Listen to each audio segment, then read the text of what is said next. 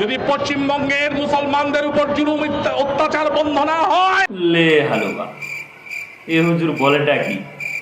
হাতি ঘোড়া গেল তোল, হুজুর বলে কত জল। হুজুর, আমি আপনাকে উত্তর দেব না, উত্তর দেবে আপনার ভাই। আমরা ইন্ডিয়ার মুসলমান পশ্চিমবাংলায় থাকি, আমরা জানি না আমাদের পুরো অত্যাচার করছে ইন্ডিয়ার হিন্দুরা, আমরা জানলাম না, আর তোমরা বাংলাদেশ থেকে সব খবর পেয়ে যাচ্ছ না। বলেন কি?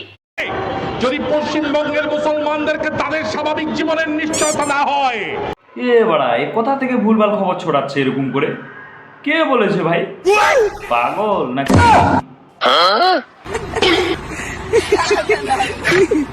অত্যাচার হচ্ছে এখানে, অত্যাচার। ভণ্ডামি করবা না, ভণ্ডামির একটা সীমা আছে, বুঝলা? হুজুর অন্য কোথাও ভণ্ডামি করার জায়গা পায়নি, এসছে সোশ্যাল মিডিয়ায় ভণ্ডামি করতে। এ ভাই, কে আছিস? হুজুরের পিছনে একটা ঢুকিয়ে দে, বড় মাপের ইঞ্জেকশন। बड़ा हरामी हो बेटा। তবে 51 কোটি মুসলমানের দেশ বাংলাদেশ থেকে এমন শুরু হবে। নিজের দেশ সামলাও, নিজের দেশটা দেউলিয়া হয়ে গেছে, 50 বছর পিছিয়ে গেছে। क्या बात है सर, क्या बात है सर, क्या बात, ये बात है। সে দেশটাকে কিভাবে উদ্ধার করা যায় সেটি করো। ব্যাংকে টাকা পাওয়া যায় না, ওদিকে না দিয়ে ভারতের পিছনে লেগে থাকলে হবে না, বুঝলা? দূর কাকা, রাগ করে না।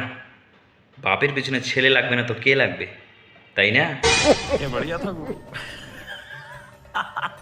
হ্যাঁ, আমরা বলেছি যে আমরা খাতে পাচ্ছি না, আমরা খেতে দাও, বলেছি। এত দরদ কিসের?